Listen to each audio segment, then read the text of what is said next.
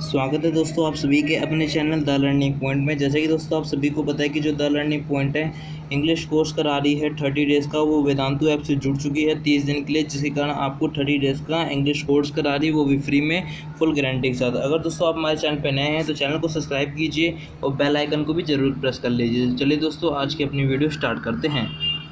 तो दोस्तों आज हम पढ़ेंगे पाठ 9 ममता कालिया दूसरा देवदास है। दोस्तों अंतरा का है पार्ट 9 ममता कालिया, कक्षा 12वीं है। तो चलिए दोस्तों दूसरा देवदास आज पढ़ते हैं।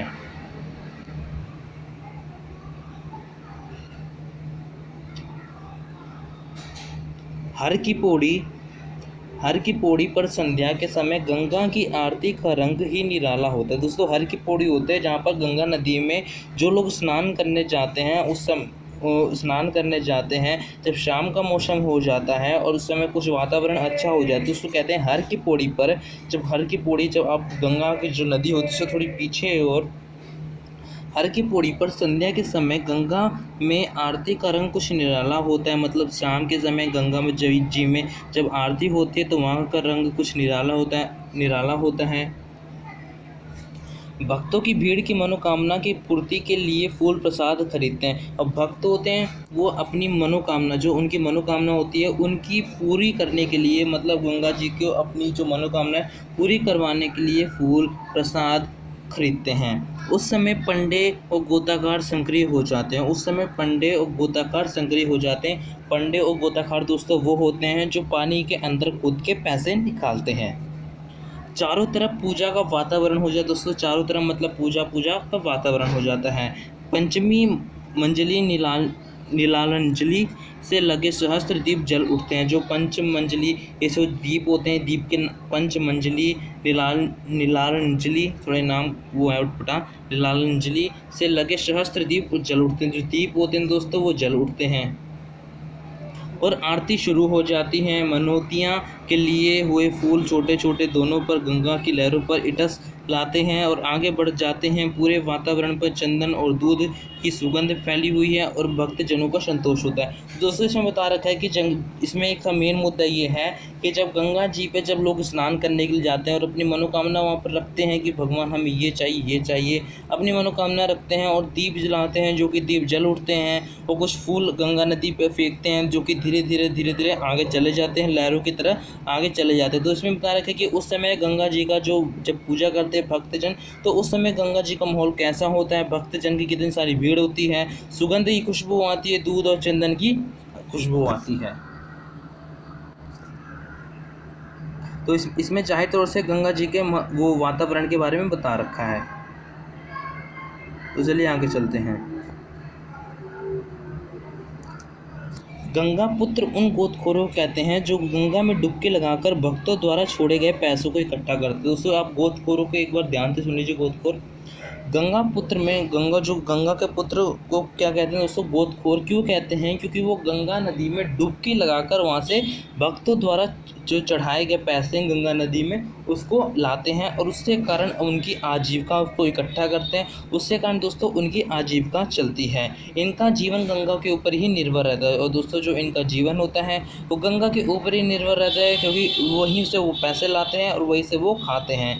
यही रोजगारी बटोरकर अपनी बहन या बीवी को कुशांघट पर आते हैं, जो उन्हें बेचकर नोट कमाती है। और यही रोजगारी दोस्तों बेचकर वो अपनी बीवी अपने बच्चों का पेट पालते थे।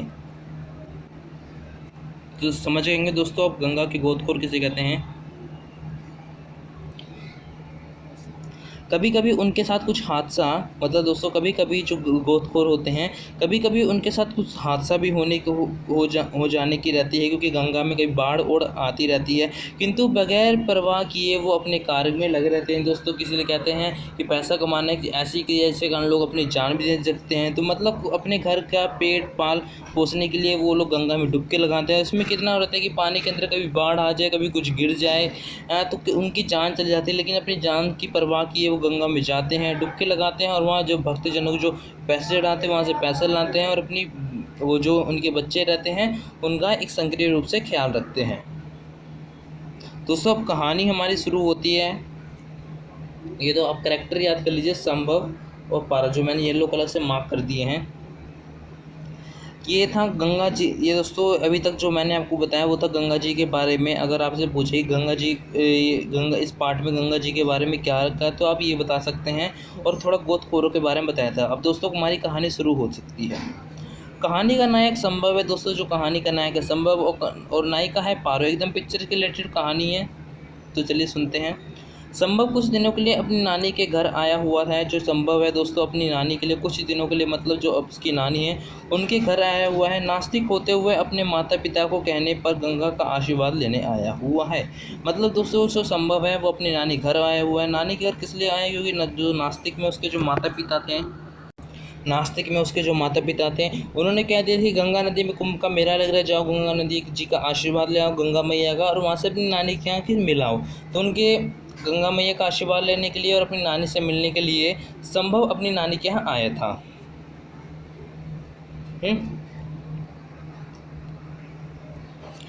नायक नायिका का प्रथम परिचय दोस्तों। जो नायक था संभव और नायिका थी पारो, और उनका नायक और नायिकी का प्रथम परिचय गंगा के मंदिर में होता है।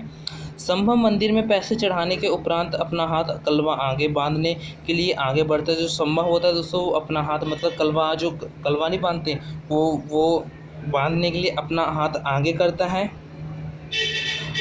तभी एक नाजुक सी कलाई भी कलवा बनवाने के लिए अपने हाथ को आगे बढ़ाती है। तभी दोस्तों एक नाजुक सी कलाई आती है, वो भी अपने हाथ में, मतलब धागा बंधवाने के लिए अपने हाथ को आगे करती है। कलवा जिसे आप कहते हैं, बनवाने के लिए अपने हाथ को आगे बढ़ाती है। संभव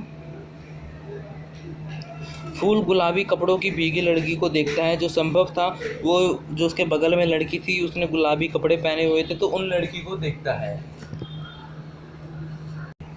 गुलाबी लड़की को देखता है जो कि उसने गुलाबी कलर के कपड़े पहने थे हैं। जब पुजारी जो होता है दोस्तों, जो पुजारी होता है, जो उन दोनों को हाथ में कलावा बांधता है, वो सोचता है कि दोनों पति पत्नी हैं और उन दोनों को आशीर्वाद दे देता है,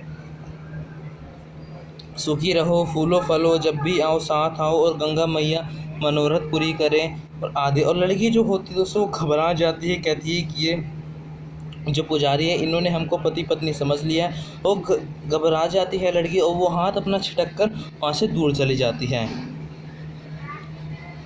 आकर्षण हर की पौड़ी पर उत्पन्न हो जाता है। तो और जो आकर्षण है वो हर की पौड़ी पर उत्पन्न हो जाता है, जिसके कारण जो संभव को उस लड़की से प्यार हो जाता है, जो कि निरंतर घटने वाली घटनाएं को प्रेम में बदल जाती है। मतलब जो उनके साथ जो घटनाएं होती है वो उनको प्रेम में बदल देती है। इसी प्रथम सृष्टि का प्रेम कहा जाता है। इसे दोस्तों प्रथम दृष्टि या सृष्टि का प्रेम कहा जाता है, मतलब पहली नज़र में प्यार हो जाना।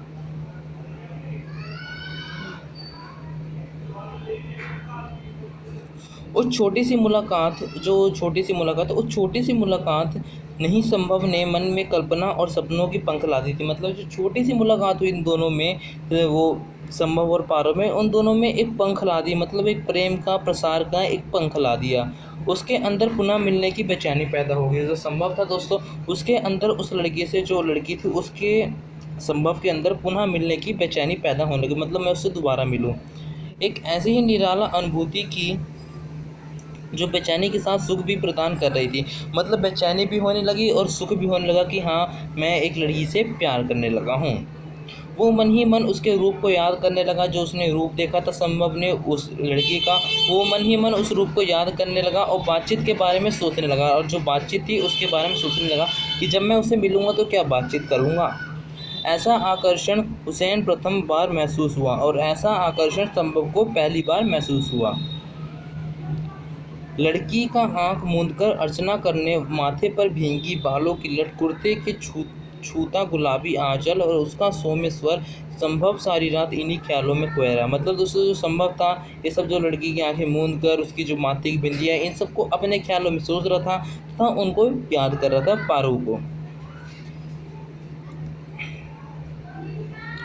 मनसा देवी पर भक्तजनों लाल पीले धागे से मनोकामना हेतु बांधे संभव पूरी श्रद्धा से मनोकामना की गांठ लगाई। अब दोस्तों जो मन संभव था वो दोबारा से जाता है गंगा नदी, मतलब मनसा देवी के पास, जहाँ जो गंगा ने वो जो गंगा मैया वहाँ पर ही मनसा देवी जी का मंदिर, वहाँ पर दोबारा जाता है, सोचता है कि लड़की जो होगी दोबारा आएगी, फिर मैं दोबारा उससे बातचीत करूँगा, तो अपनी मनोकामना की दोस्तों गांठ लगाने जाता है और मनसा देवी से कहता है कि हे मनसा देवी, जो हम पहले रिश्ते में जो हमारा प्यार है वो हमको मिल जाए।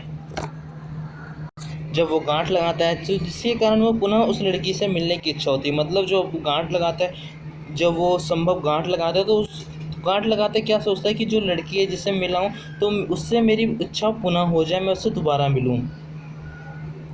अब प्रथम आकर्षण में प्रेम परिवर्तित हो गया था। अब हो गया था कि जो उन दोनों का प्रथम आकर्षण, मतलब जब उन दोनों को प्यार हुआ, प्रथम आकर्षण में हो गया था।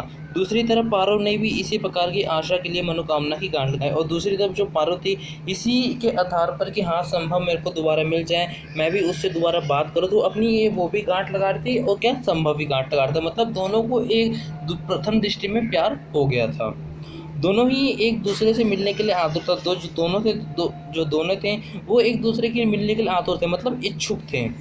अचानक मंदिर के बाद दोनों पुनः मिल गए। जो मंदिर के बाद दोस्तों वो पुनः मिल जाते हैं और दोनों अपनी अपनी मनोकामना की गांठ कितना शीघ्र परिणाम अपेक्षा नहीं जानते। अब दोस्तों क्या होता है कि जो दोनों होते हैं ये तुरंत ये जब अपनी गांठ लगाते हैं फिर मंदिर से बाहर निकल आते हैं तो दोस्तों ये दोनों होते हैं पुनः मिल जाते हैं और ये सोच नहीं पाते कि मनसा देवी की हमने अभी अभी गांठ लगाई थी, अभी अभी हमारी शीघ्र परिणाम की अपेक्षा इतनी जल्दी कैसे आ गई।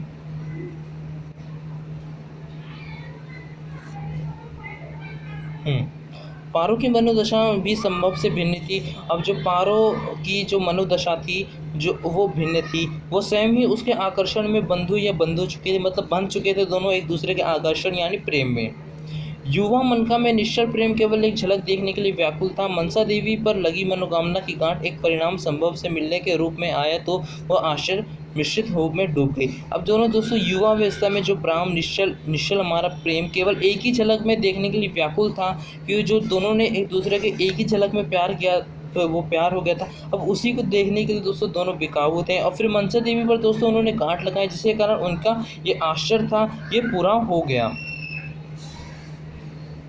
सफ़ेद साड़ी में उसका चेहरा सफ़ेद साड़ी में उसका चेहरा लाज से गुलाबी हो रहा था। जो दोस्तों जो पार्वती थी उसने सफ़ेद साड़ी पहनी हुई थी, जिसके कारण जो उसका चेहरा था वो लाल गुलाबी हो रहा था, क्योंकि